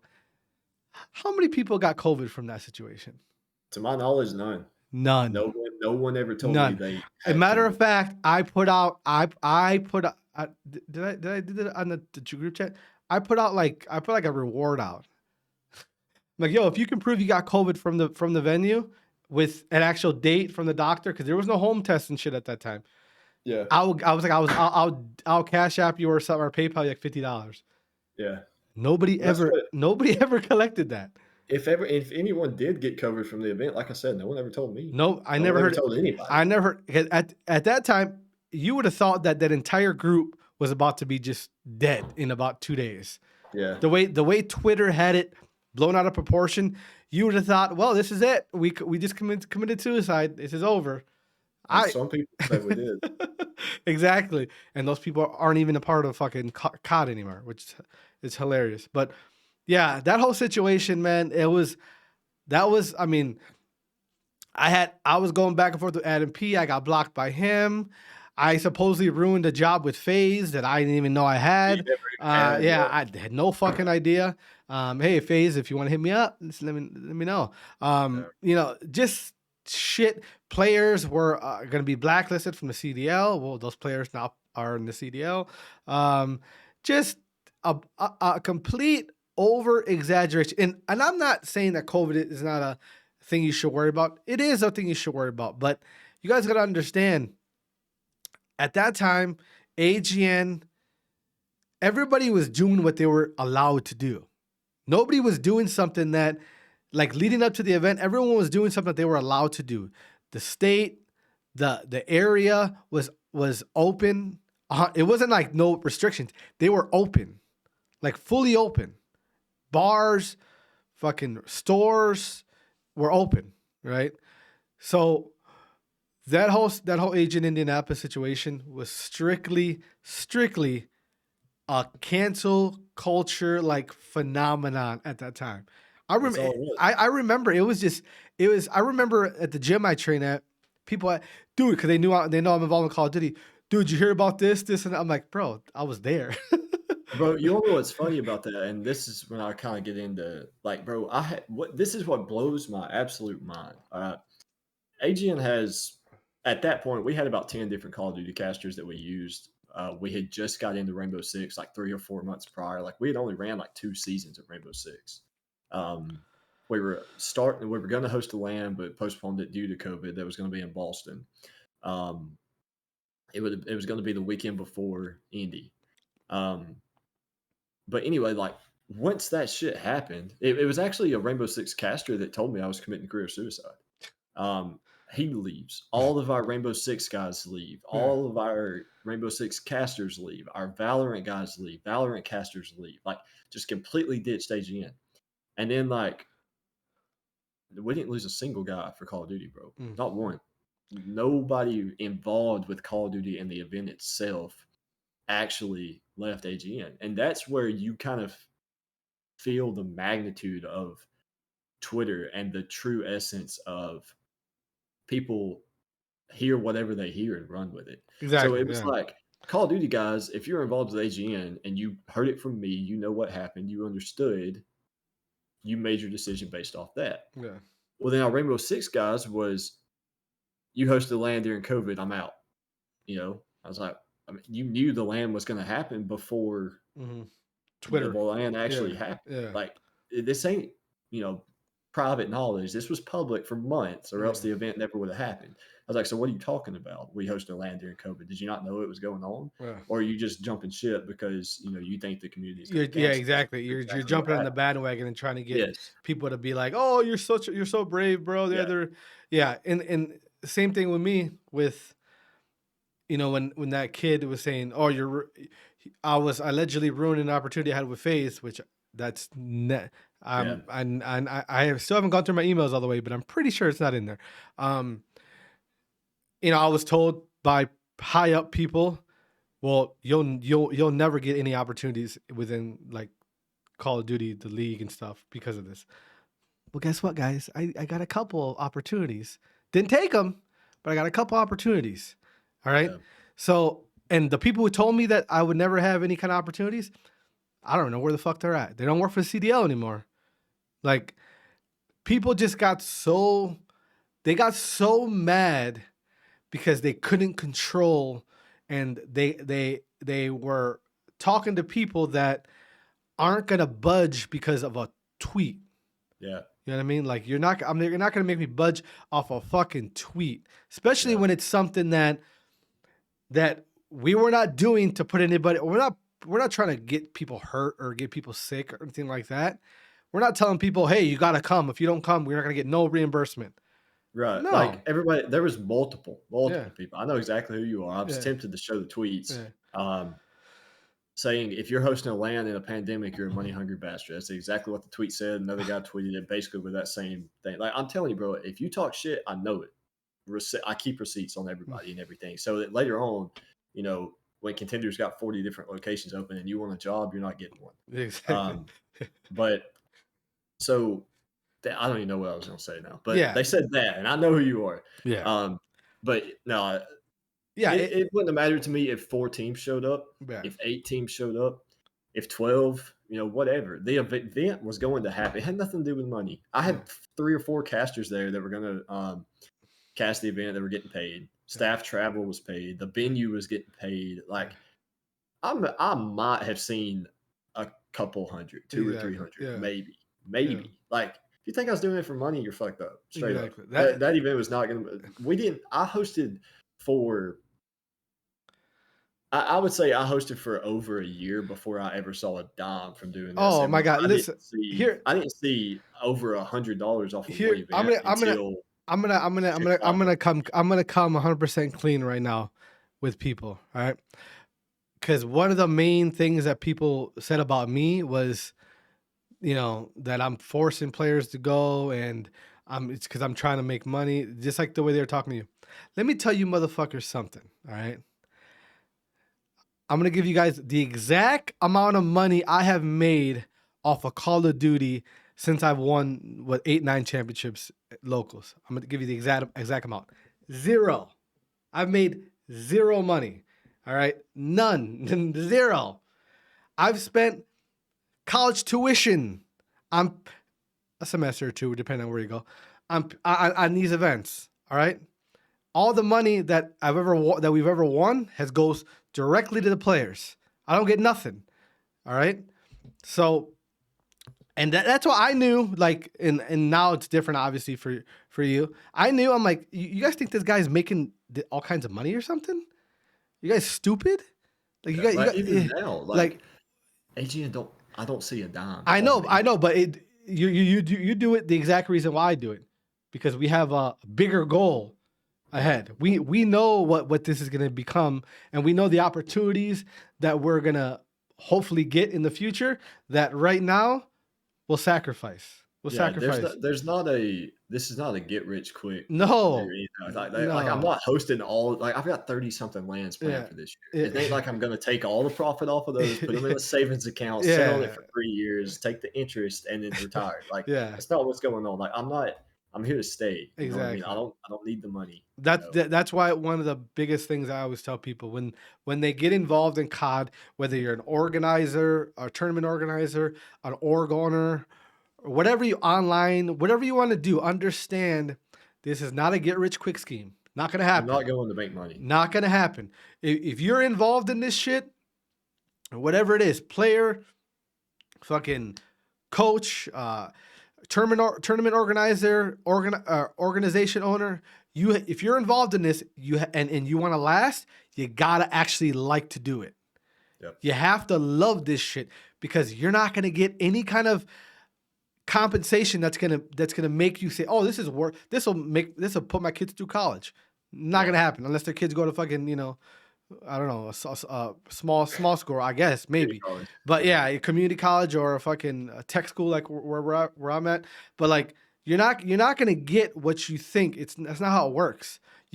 So anybody involved in this esport that's been around, AGN, me, anybody else you can think of, understand the grind that we have gone through to even be here. Not to succeed, but to still be around. To still be I'll around. ask you this. How many Call of Duty local land organizers have been around for over 4 years? So let's talk. What was Chicago Black Ops 4? Yeah. Who else was hosting locals before Black Ops 4? That's still around. That used to, because the only ones I can think of were NJ Rod, but they're not even around anymore. Exactly. ETG, they're not around anymore. MES, are they coming back or not? They're not around right now. They're not around. They took a hiatus and then hosted one event. I don't know. They may not host another one. Yeah. I don't So know. there's really none. Yeah. Really, So that's kind of what I take pride in is the Yeah. fact that, not to sound cocky or whatever, but like there's no one that's still here. No. Like back when I got started, there was Top Shot leagues, there was Yeah. Envision tourneys, there was the esports circuit, there was Perfect Alliance. Do you remember Perfect Alliance? Yeah, I remember it. Yeah, so I mean, those were legendary guys that, Yeah. like, after they shut down, I pursued them to figure out what they did, how they Yes. did it, you know, and they're not here anymore. And like Exactly. slowly but surely, like CJ and CLT, like they hosted events for what, 2 years? Now they're Yeah. done. You Exactly. know, Well, they're Ashoni, not done. I They're don't know just if they're coming back. they're done with COD. Yeah, now Yeah. Ashoni, I don't know what Don. I know Don's working at Exposure or whatever, was kind of like as a freelance guy, but I Yeah. don't. Ashoni may come back, they may not. You know, Yeah. AFD, they're thriving. E-Zone's just getting started, kind of, but like in terms of people that's been around for 4 or 5 years, there's really not many people. I think AFD may be hitting that 4 and 5 mark, but at the same time, when they're hitting 4 or 5, I'm hitting year 7 and 8. So like Uh, that gap is Yeah, still so there a little bit. people can look at that and understand that if this was a money making machine in as far as Call of Duty esports, and those type of companies are gone, there's a reason why they're gone. Yeah, They're gone because it's hard. It's yeah. hard to profit anything. It's hard. And So really, the only reason we're still here is because I'm not just in Call of Duty anymore. Like exactly. that's why it's the American Gaming Network, not the Call of Duty Network or Yeah. whatever. Like Right. the whole AGN was built upon Call of Duty. We spent 5 years doing only Call of Duty, and Yeah. I put AGN on the shelf twice Yeah. during that time, and it severely screwed me. Like looking back, hindsight's always 2020, Yeah. but uh, that's why I'm getting into R6. That's why I'm getting into Valorant. And that's kind of what's also crazy to me about the whole indie situation is Call of Duty. Our first event back from COD, we sold out. Our Yeah. next event for COD, we sold out. Like the game and the community that should have been affected the most by the indie land has not missed a beat. Whereas there are still Valorant people that won't touch us because we hosted a LAN during COVID, even though we've hosted a Valorant LAN since then. Yeah. Rainbow Six is the same way. Like there's people in Rainbow Six that only know me from indie, even though we've done 8 different leagues, we've ran one LAN, about to be 2. Like there's still people that just hear the name and associate that with indie. But at the same time, I think this is something you don't even know about. I've talked to people that heard all kinds of shit about indie, but it was like one guy came to cast for me and he was like, "Did you hear about the people that hosted that COVID LAN?" And I was like, "Yeah, I heard about it, you know." And then I was like, "What did you hear?" And they were like, "Well, I heard it was a Rocket League LAN in Chicago." And I was like, "What?" I was like, "How the hell did you hear that?" So that kind of shows me like there's no telling what people have actually heard about that event. Yeah. Um, and that's why I think it's actually impacting AGN the way it is because like for all I know, somebody said I committed murder at that, and threw them in the dumpster out back or something. Yeah. Like there's no telling what people heard about that. Yeah, and it's you gotta people need to understand. Like I said, it's this shit is hard. Um, if you see people that have been in this scene for numerous years and they're still here, understand the grind that they had to go through. Look what just happened in Oklahoma. Like I mean, you can't make this shit up. Like you literally can't. But these type of situations are what are going to prepare you for whatever your ultimate goal is down the line. You have to go through shit like this to get to whatever your goal is with AGN, whatever my goal is with my personal esports career. Listen, when I started Three Kings, 2012, 13, whatever, my goal was I want Three Kings to be a professional Call of Duty team. Then CDL comes around, and the last time I checked my account, let me see. Yep, don't have 25 mil hanging around. That kind of chalked that, right? And I got to find a different way. Now there's a good chance that Three Kings will not be in the CDL. It's not going to happen. More than likely, right? So okay, well I still want to be involved in COD. Well, let me work on my personal esports career, and there's things I have to do as far as getting to a point where my name could even be brought up with possible job offers, opportunities down the line, right? And I got to go through situations like AGN Oklahoma, like AGN Indianapolis, where it's like things aren't going the way I want them to go. Okay, well I gotta find a way around it. I gotta find a way to get through it, and get to a point where I can learn from it, get valuable lessons. I know you're gonna learn some shit off this AGN Oklahoma shit. I know Oh, you yeah. learned a lot of shit from AGN Indianapolis. Just imagine the things you know now that you wouldn't know if you didn't go through these two crazy situations, right? Right. Like with Indy, it showed me who my friends are. Exactly. Literally. Like now I Which is know. which probably is the most valuable thing Oh, in exactly. this industry. Yeah. Well, that's what like Fellow still has me blocked from that event. Like somebody he tweeted something or somebody was tweeting at him about something. I can't remember what. And I clicked on his profile and he had me blocked. I was like, I ain't never talked to this guy in my life, you Yeah, know? And then exactly. I went and searched my at and his at and I found out why he blocked me. Um, like I got on the AGN Twitter and went and, found it. So, Yeah. um, but it's crazy to me, Yeah. like it showed me who I could trust, who I can work with and whatnot. And then this event, hey, I'm gonna have to start getting venue, which this is probably gonna be a one-off. I don't think it'll happen again because, like I said, with Contender, there's not gonna be a third party anymore. Yeah. Yeah. But if there's a third party involved, there's contracts signed that if it's going to be canceled, it has to be canceled like 2 weeks out or Yeah. something. Yeah. So after Yeah. that date, it's go. Unless that building burns down, then we're good. Yeah.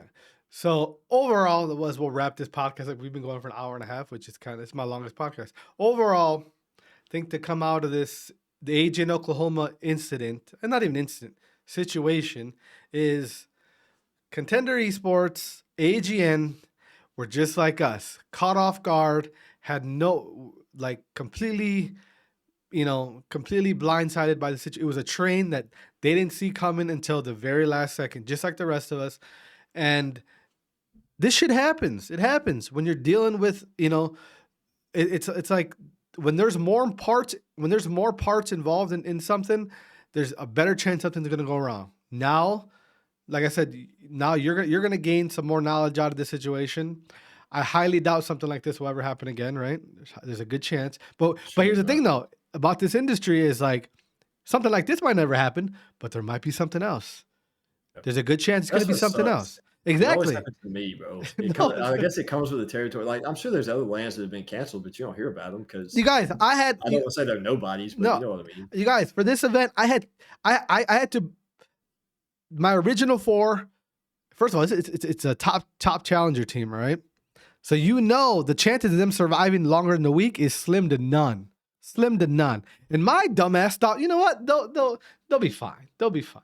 Nope. After the first week, so and so one of the guys took a different offer. All right, cool. Well, we'll replace him. Got another guy, booked his flight. So I lost money on that guy's flight. Booked the new guy's flight. 2 days later. First of all, I said, okay, you're 100% good to go. Yeah, man, go ahead. All right, give me I need your full name, date of birth. I'm gonna book your shit right now. After I get the confirmation from him, yep, good to go. 2 days later, I don't know, man. I don't know if I want to go. I just booked your shit, bro. Yeah, I don't know. COVID's getting kind of crazy. Excuse me? Like, what did something just happen in the news that I haven't seen in the last 2 days? Yeah. Like, what the fuck are you talking about? That's what I'm saying, you guys. There's situations, and this is the first time I've ever dealt with that.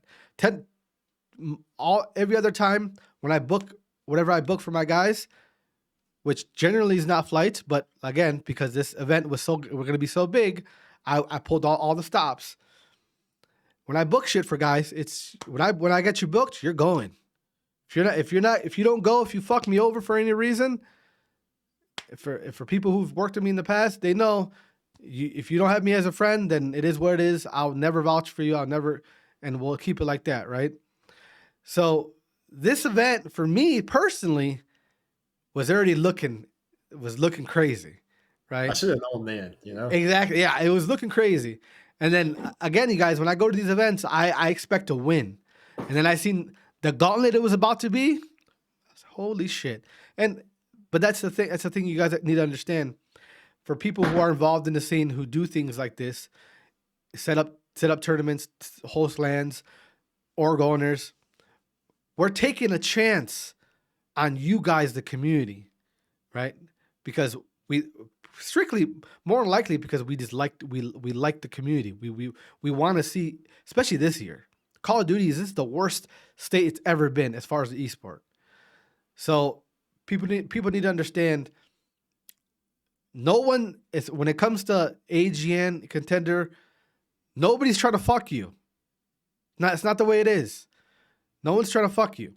All right, if they really wanted to fuck you guys, they'd be making you pay $800 team passes. All right. Like up until this year, AGN was always the cheapest. Yeah. And then I went up $25 basically because of one, I'm trying to raise prize pools. And then two, just because like I'm trying to get rid of it because I don't have that third party anymore for venue fees. I'm adding that basically to give my staff, more money. Cause like I said, I don't see a dime anymore. I don't see a penny. Yeah. So really I'm just trying to take care of everybody else. Yeah. So. And let's how about let's just so people can get a couple of clarifications.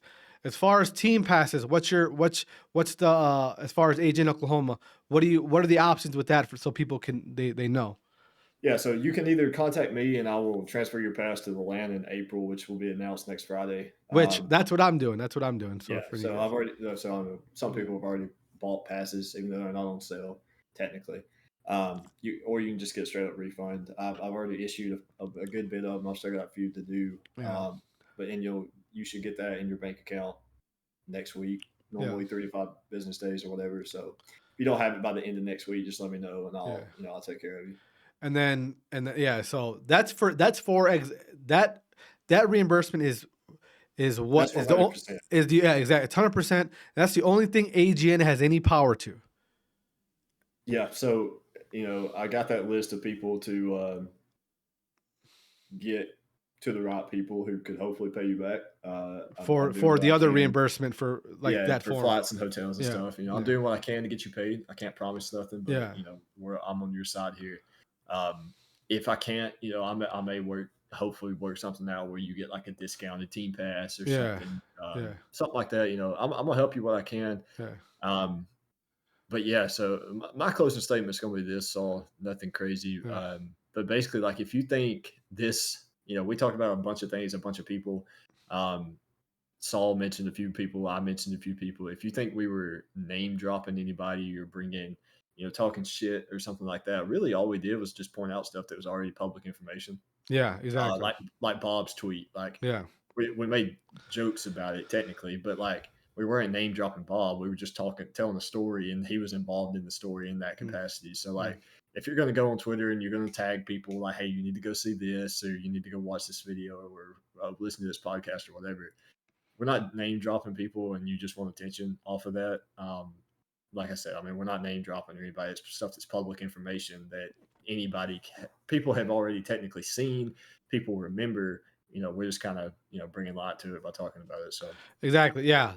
But that's for you. Cause you didn't really, for me, whatever. Bob or whatever the fuck your name is. You're a clown. I don't care. You got a problem. I'm more talking to the people that are going to watch this and be like, if Bob, he's talking shit about Bob and then go and tag Bob. No, Bob Bob, you can DM me. And if you want to apologize for the dumb shit you said, I'll accept apology. I'm a forgiving man. I'm a God-fearing man. I'll accept your apology. Mr. Adam P., I love you. I still look up to you. Unblock me. He ignores me. I message him happy birthday. I message him something else. He won't respond, bro. I don't know if he soft blocked me and he's not getting it or what. Adam P., just unblock me. All right. That's all you got to do. If Adam would get with me, and whenever I'm in Columbus, I'll take him to dinner. Exactly. Because people don't understand, like, especially like him. Like, at the end of the day, we look up to you. Like we do. Even if you didn't agree, even if you had your opinion or whatever, and you don't like what we were saying or whatever, we look up to you. All right? There's no hard feelings. It is what it is. You're rich as fuck. We're trying to get rich. It is what it is. Like you've been here for years. Yeah, you've been here. Yeah, there's and this is what people like him. He has a wealth of knowledge that it'd be priceless for someone like you. Like here's my thing, and this is not talking shit on him. Like I said, hindsight's always the winner. Yeah. Why not? Okay, here's an example. college football players, when they get arrested for drugs or DUI or whatever, immediately the media and everybody's kick them off the team, get their ass out. You know what I mean? Saban came out and said, he's like, well, you want me to throw him to the curb when I can use that as a teaching moment. A way to help them, help them not make the same mistake.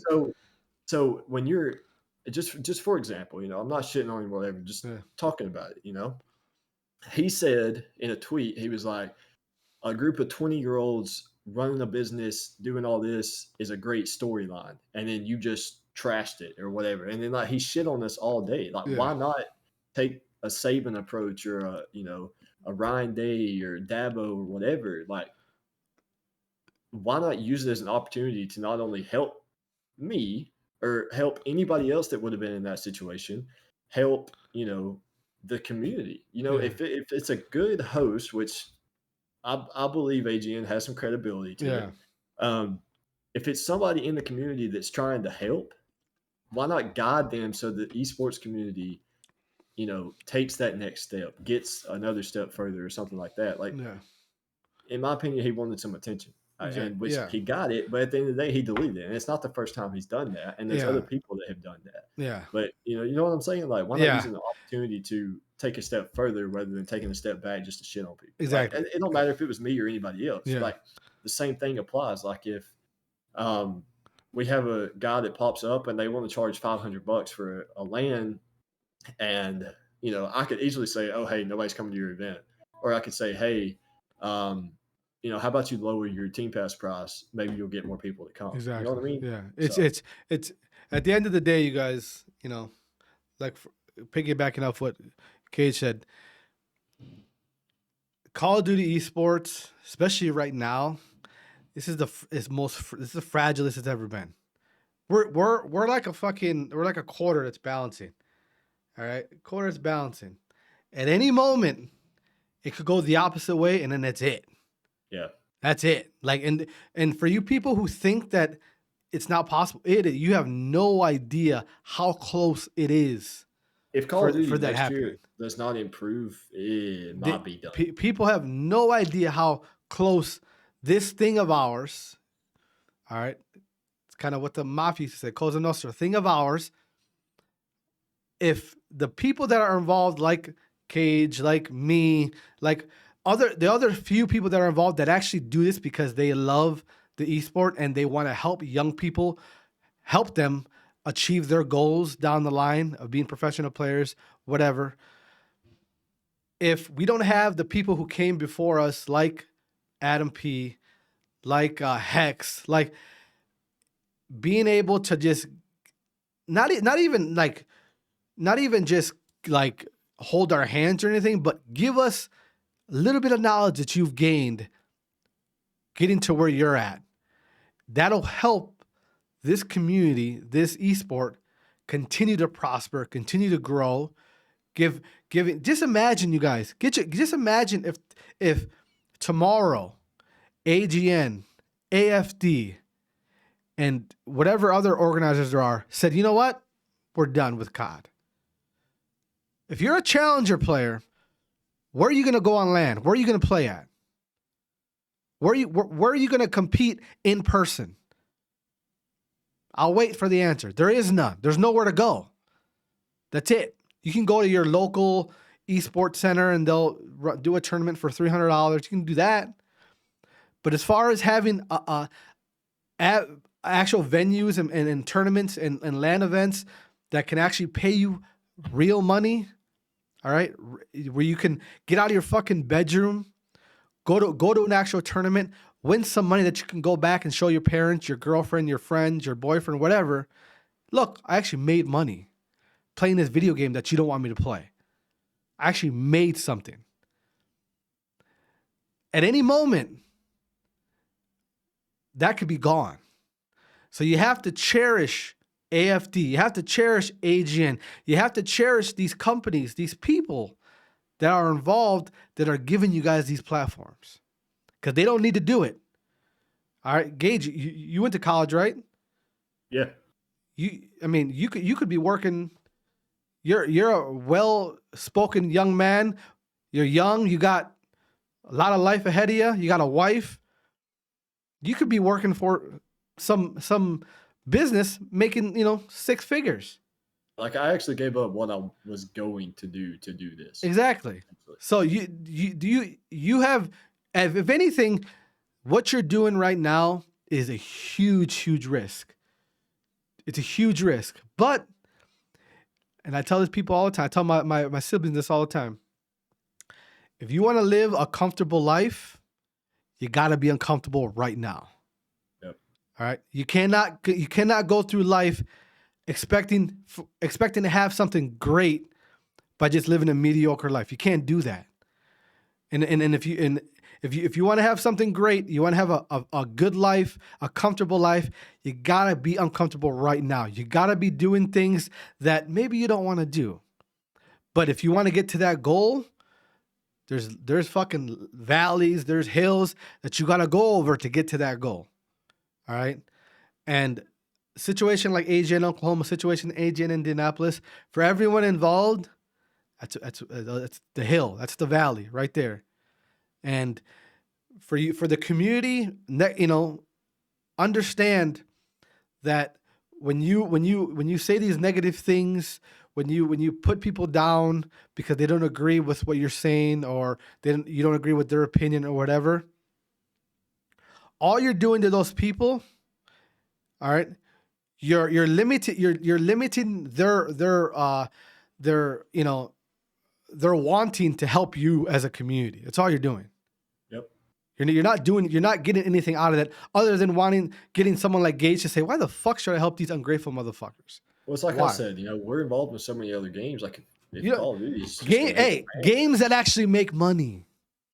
And games that have a lot, like Rainbow Six Spectator, bro. It's you host a league match, you're getting over 100 viewers. Exactly. Easy. Call of Duty, you might get 30. So people understand that this whole thing can go away with a blink of an eye, and be grateful. Be grateful. Even if you don't like Gage, you don't like me, you don't like AFD, whatever. Be grateful that there's people there that are trying to give you guys something to look forward to. Okay. You don't have to like me. Yeah, you exactly. Don't have to like Shane or whatever, but you need to respect the people that are doing what they can. Exactly. Like, esports. Esports Zone. Shout out to them. I keep forgetting about that. You may love me, but hate Cohiba with AFD. Yeah. Like if you're in Florida, you still need to go to that land. If you want to be considered a real competitive Call of Duty player. Yeah. All right. I'm sick of this online shit. All right. God bless you guys who like it, but I'm sick of it. To me, in my opinion, until I see you on LAN, I don't give a fuck how many golds you have on GB. I don't care how many Challenger Cups you've won. Until I see you do that on LAN, I'm not gonna praise you about anything. All right? Because LAN is that's what separates the onliners from the people who can actually make a living and actually do this as a career. All right?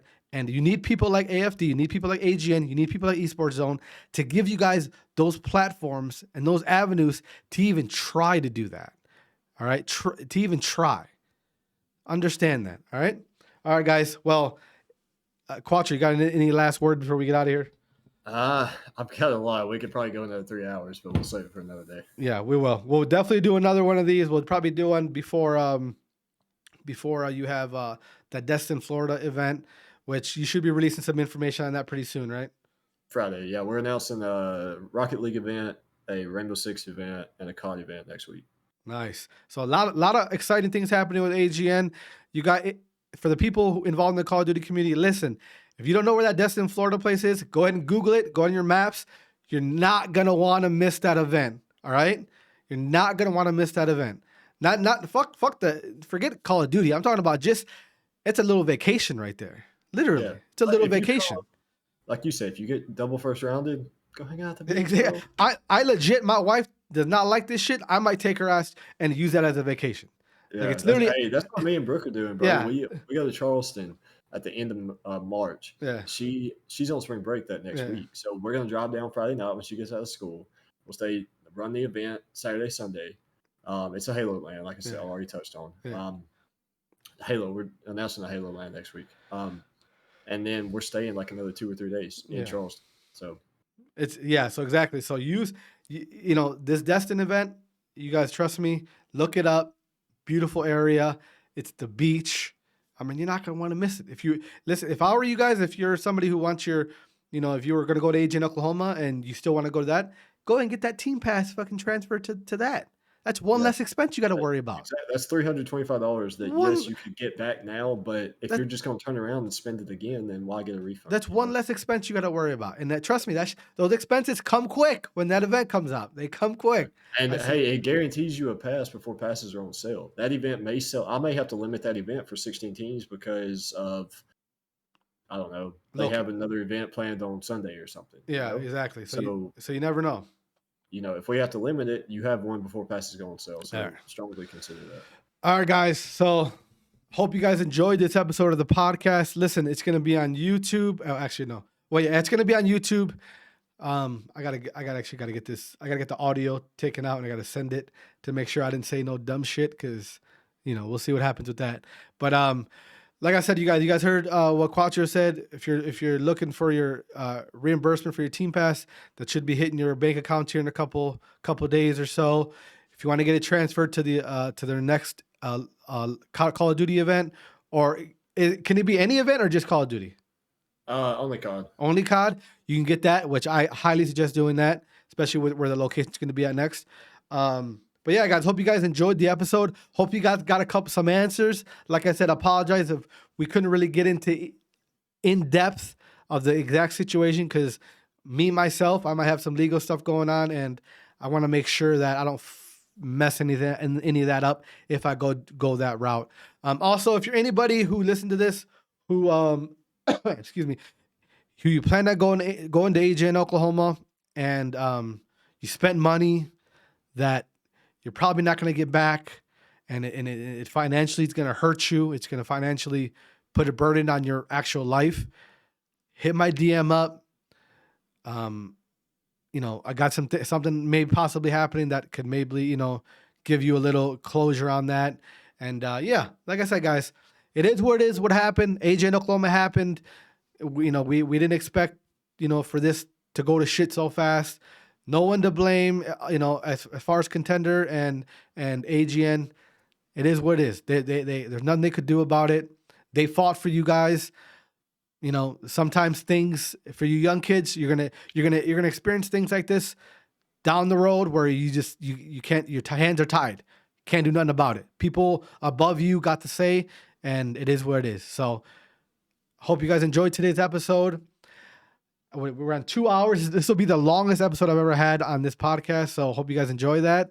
Watch it in parts. I know a lot of you fuckers have an attention span of like 30 seconds. So good luck with that. But I appreciate you guys checking out. Make sure you subscribe on YouTube. Subscribe on Apple Podcast. Drop a follow on Spotify. Also, yeah, that's about it. All right. And wherever else you get your podcast, this will be everywhere. Wherever you get your podcast, just Google Try Hard Podcast, and it'll pop up. All right. Love you guys. God bless. And I'll talk to you guys later.